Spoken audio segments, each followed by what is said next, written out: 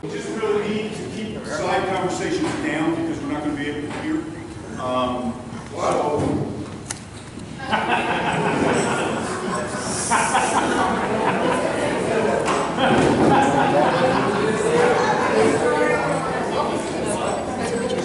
I'd like to tell you a story. About 10 years ago, on a Friday night, Steve and I were sitting down at Redbird Mission, and one of the participants who was doing it for the first time came up to us. He was one of the adults, and he said, "You know, I have to tell you guys something. Sunday, Monday, and Tuesday, I really hated your guts." And I said, "Okay." Usually takes people a whole week before they get to that. Fast learner. And he said, "I just didn't understand what was going on and who you lunatics were and why you thought you had the right to tell us what to do all the time."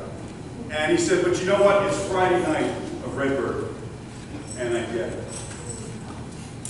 I get it." I tell you that story because for those of you that have never done this before, in this grouping, in this configuration, my request to you from Steve and I and all the leaders is to trust the process. Okay? I know for some of you right now, especially if you're doing this for the first time, you probably feel like you're living in a slow motion train wreck. And if that's what you're feeling, you're doing it right. Okay? So it's all right. We'll talk about that. Jump on board. And in this process, there are some really simple principles that we work on. The first is that we ask a lot. When was the last time you got with more than 130 strangers and slept on the floor of a building you had never been in? Okay? We're asking a lot of you. We're asking a lot of you to go and live with each other and give up a lot of your privacy for a week. We're asking a lot of you to ride around with vans with people who may or may not have practiced hygiene that day. And not looking at anybody in particular, but and when we get to the mission and we begin to work in people's homes, when we work in the community, there are people here who have great skills. And a lot of them could probably do the things that we're going to do together in about half the time without us. But we're expecting a lot of them because not only are we going to do the work, but they're going to give away their skills to some of you who've never done this before. Okay? We're asking a lot of them. We're asking a lot of you if you're feeling nervous or a little intimidated or just you're wondering what the hell you got yourself into. Trust the process. Pick up the saw. Pick up the hammer. Try it. Okay? You don't have to be a roofer when you go home at the end of the week, but just try it. And you may like it. There's a lot of people that have formed intense relationships with power tools because of this week. No kidding. You know, they're walking around the house going, "Oh, something needs coming."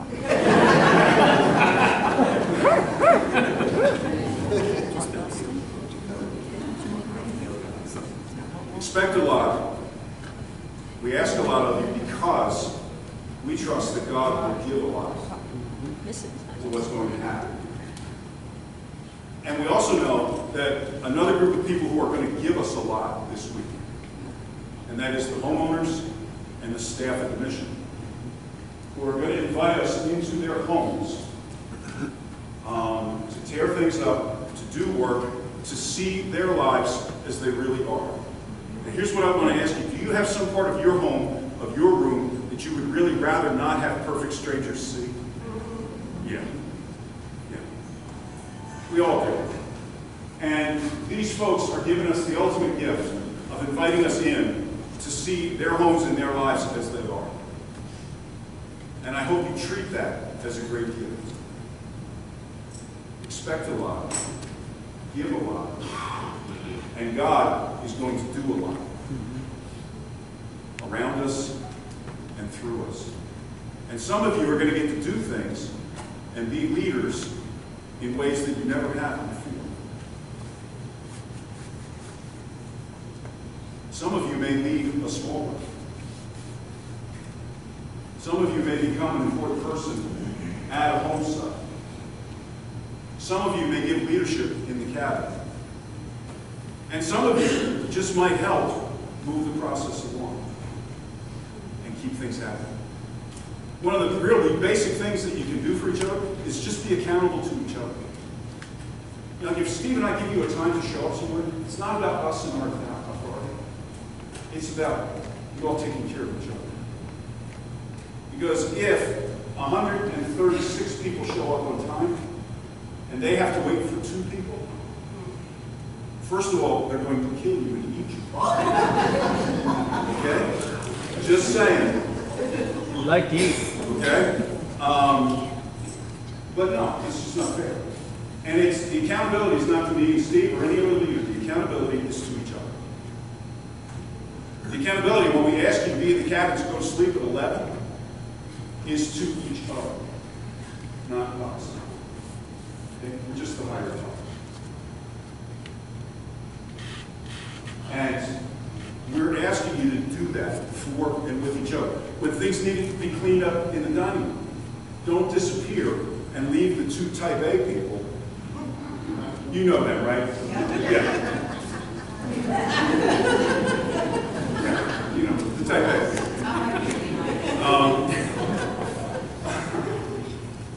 I've lived with a couple of them. It's not fair. We're accountable to each other for the things that we do. I want to ask something real quick. If you are doing this experience for the first time, would you just stand where you are? Or if you're standing, just come into the center a little bit.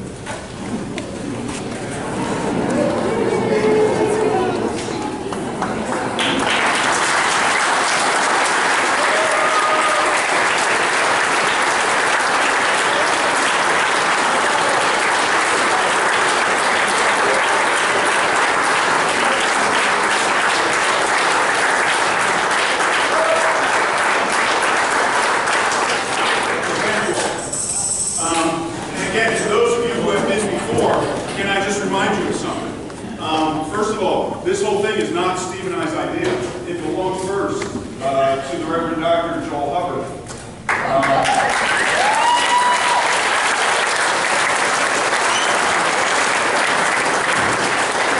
Who was kind enough to invite us in and who gave it to us.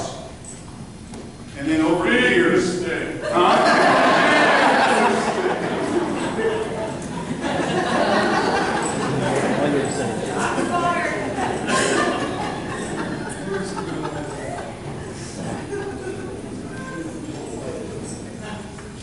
there will be stories with pictures.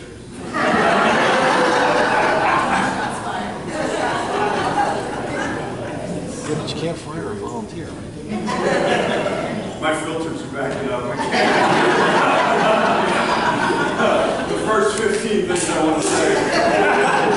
Not so much. No, all kidding aside, Joel's generosity at the very beginning of this, the generosity of the people who began taking these trips in 1996. 5, thank you.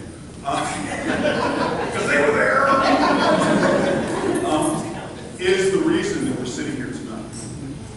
Part of the reason that some of you who are coming back is because when it was your first time, other people in this trip gave it away to you.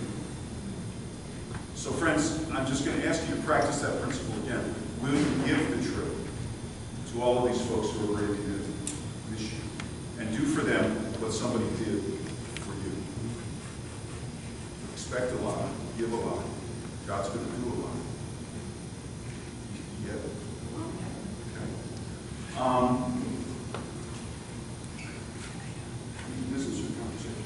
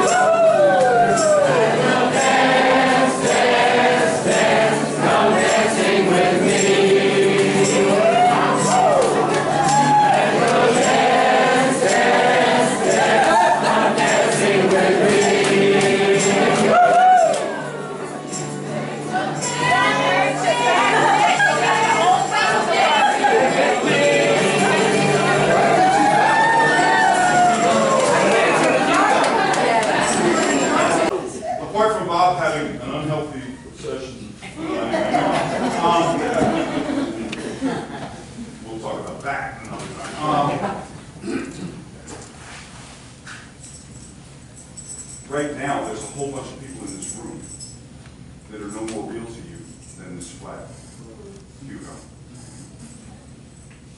Because you came with friends, you came with assumptions, and you came with what you know.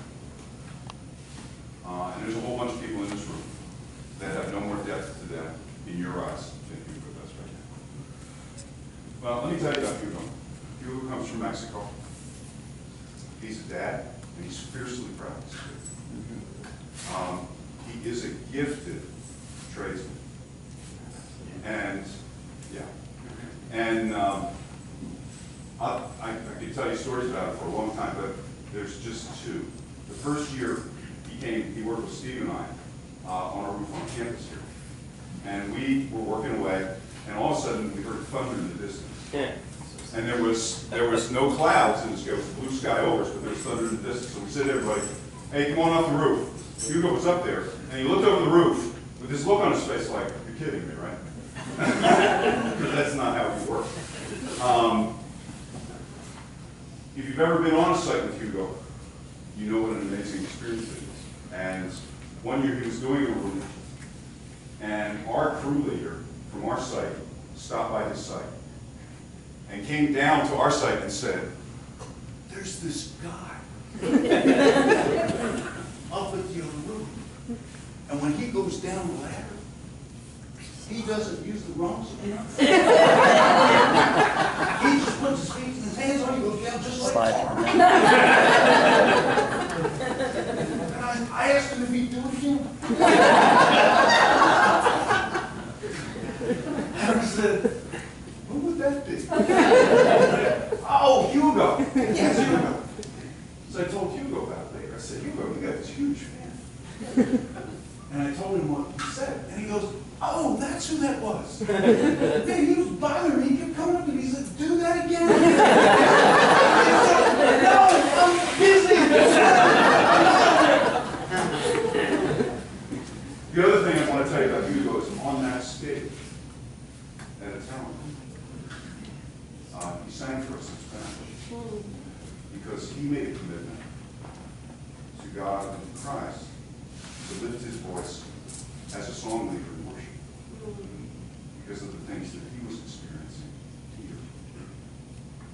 That's nowhere near everything that you need to know about Hugo, but now is he a little deeper for you?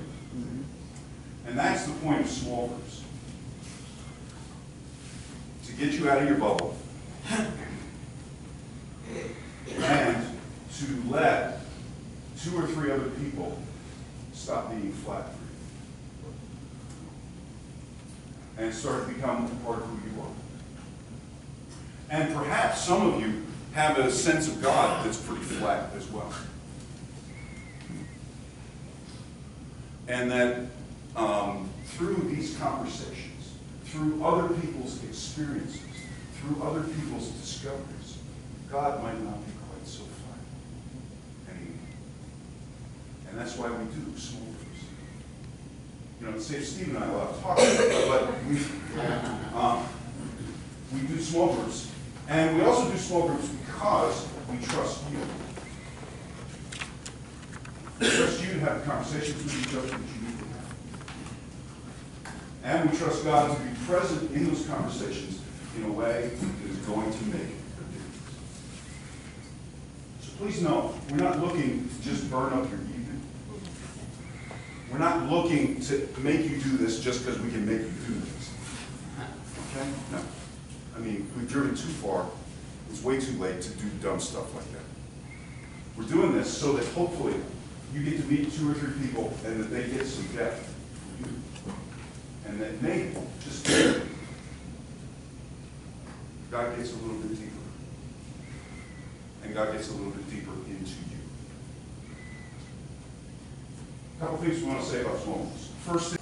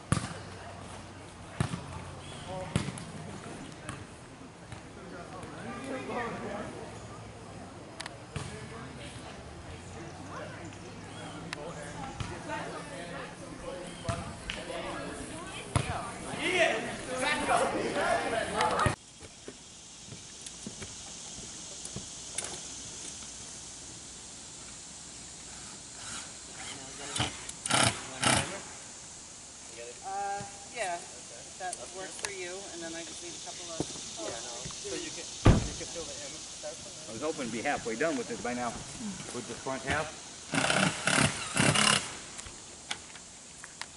You see where my other nails are in here? We're like every 8 6 inches. Okay, Dad. Okay? Alright. I've been watching. If I was on the right side that I like to be on, I would have gotten hit by that nail. Yeah. Well, but that's not the proper side. Kevin's stop. Yep. No, that's the way it is. You'll have to get this next, third row out.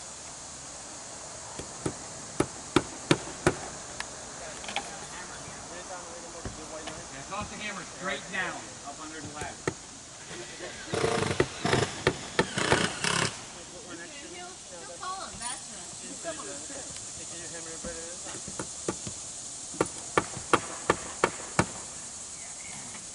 While you're waiting on that to finish screwing off up there.